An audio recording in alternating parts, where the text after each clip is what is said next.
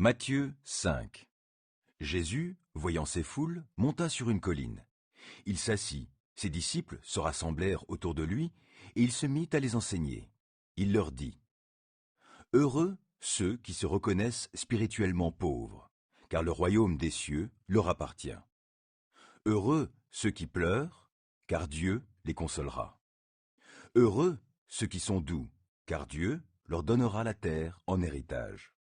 Heureux ceux qui ont faim et soif de justice, car ils seront rassasiés. Heureux ceux qui témoignent de la bonté, car Dieu sera bon pour eux. Heureux ceux dont le cœur est pur, car ils verront Dieu. Heureux ceux qui répandent autour d'eux la paix, car Dieu les reconnaîtra pour ses fils. Heureux ceux qui sont opprimés pour la justice, car le royaume des cieux leur appartient. Heureux serez-vous quand les hommes vous insulteront et vous persécuteront, lorsqu'ils répandront toutes sortes de calomnies sur votre compte à cause de moi. Oui, réjouissez-vous alors et soyez heureux, car une magnifique récompense vous attend dans les cieux. Car vous serez ainsi comme les prophètes d'autrefois. Eux aussi ont été persécutés avant vous de la même manière. Vous êtes le sel de la terre. Si ce sel perd sa saveur, avec quoi la salera-t-on ? Ce sel ne vaut plus rien. Il n'est bon qu'à être jeté dehors et piétiné. Vous êtes la lumière du monde. Une ville au sommet d'une colline n'échappe pas au regard. Il en est de même d'une lampe. Si on l'allume, ce n'est pas pour la mettre sous une mesure à grains. Au contraire, on la fixe sur un pied de lampe pour qu'elle éclaire tous ceux qui sont dans la maison. C'est ainsi que votre lumière doit briller devant tous les hommes, pour qu'ils voient le bien que vous faites et qu'ils en attribuent la gloire à votre Père céleste. Ne vous imaginez pas que je sois venu pour abolir ce qui est écrit dans la loi ou les prophètes. Je ne suis pas venu pour abolir, mais pour accomplir. Oui, vraiment, je vous l'assure. Tant que le ciel et la terre resteront en place, ni la plus petite lettre de la loi, ni même un point sur un i n'en sera supprimé jusqu'à ce que tout se réalise. Par conséquent, si quelqu'un n'obéit pas ne serait-ce qu'à un seul de ces commandements, même s'il s'agit du moindre d'entre eux, et s'il apprend aux autres à faire de même, il sera lui-même considéré comme le moindre dans le royaume des cieux. Au contraire, celui qui obéira à ces commandements et qui les enseignera aux autres sera considéré comme grand dans le royaume des cieux. Je vous le dis, si vous ne vivez pas selon la justice mieux que les spécialistes de la loi et les pharisiens, vous n'entrerez pas dans le royaume des cieux. Vous avez appris qu'il a été dit à nos ancêtres : tu ne commettras pas de meurtre. Si quelqu'un a commis un meurtre, il en répondra devant le tribunal. Eh bien, moi, je vous dis, celui qui se met en colère contre son frère en répondra devant le tribunal. Celui qui lui dit « imbécile » passera devant le grand conseil, et celui qui le traite de fou est bon pour le feu de l'enfer. Si donc, au moment de présenter ton offrande devant l'autel, tu te souviens que ton frère a quelque chose contre toi, laisse là ton offrande devant l'autel, et va d'abord te réconcilier avec ton frère. Puis, tu reviendras présenter ton offrande.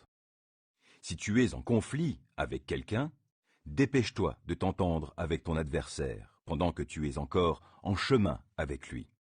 Sinon, ton adversaire remettra l'affaire entre les mains du juge, qui fera appel aux huissiers de justice, et tu seras mis en prison. Et là, vraiment, je te l'assure, tu n'en sortiras pas avant d'avoir remboursé jusqu'au dernier centime. Vous avez appris qu'il a été dit : tu ne commettras pas d'adultère. Eh bien, moi je vous dis, si quelqu'un jette sur une femme un regard chargé de désir, il a déjà commis adultère avec elle dans son cœur. Par conséquent, si ton œil droit te fait tomber dans le péché, arrache-le et jette-le au loin, car il vaut mieux pour toi perdre un de tes organes que de voir ton corps entier précipité en enfer. Si ta main droite cause ta chute, coupe-la et jette-la au loin. Il vaut mieux pour toi perdre un de tes membres que de voir tout ton corps jeté en enfer. Il a aussi été dit : Si quelqu'un divorce d'avec sa femme, il doit le lui signifier par une déclaration écrite. Eh bien, moi, je vous dis, celui qui divorce d'avec sa femme, sauf en cas d'immoralité sexuelle, l'expose à devenir adultère, et celui qui épouse une femme divorcée commet lui-même un adultère. Vous avez encore appris qu'il a été dit à nos ancêtres, « Tu ne rompras pas ton serment. Ce que tu as promis par serment devant le Seigneur, tu l'accompliras. » Eh bien, moi je vous dis de ne pas faire de serment du tout. Ne dites pas « Je le jure par le ciel », car le ciel, c'est le trône de Dieu. Ou « J'en prends la terre à témoin », car elle est l'escabeau où Dieu pose ses pieds. Ou « Je le jure par Jérusalem », car elle est la ville de Dieu, le grand roi. Ne dites pas davantage « Je le jure sur ma tête », car tu ne peux pas rendre un seul de tes cheveux blancs ou noirs. Dites simplement « oui » si c'est oui, « non » si c'est non. Tous les serments qu'on y ajoute viennent du diable. Vous avez appris qu'il a été dit « œil pour œil, dent pour dent ». Eh bien, moi je vous dis, ne résistez pas à celui qui vous veut du mal. Au contraire, si quelqu'un te gifle sur la joue droite, tends-lui aussi l'autre. Si quelqu'un veut te faire un procès pour avoir ta chemise, ne l'empêche pas de prendre aussi ton vêtement. Et si quelqu'un te réquisitionne pour porter un fardeau sur 1 kilomètre, porte-le sur 2 kilomètres avec lui. Donne à celui qui te demande, ne tourne pas le dos à celui qui veut t'emprunter quelque chose. Vous avez appris qu'il a été dit, « Tu aimeras ton prochain et tu haïras ton ennemi ». Eh bien, moi je vous dis, aimez vos ennemis et priez pour ceux qui vous persécutent.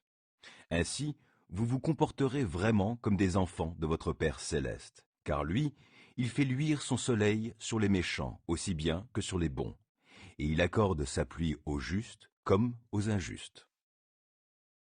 Si vous aimez seulement ceux qui vous aiment, allez-vous prétendre à une récompense pour cela?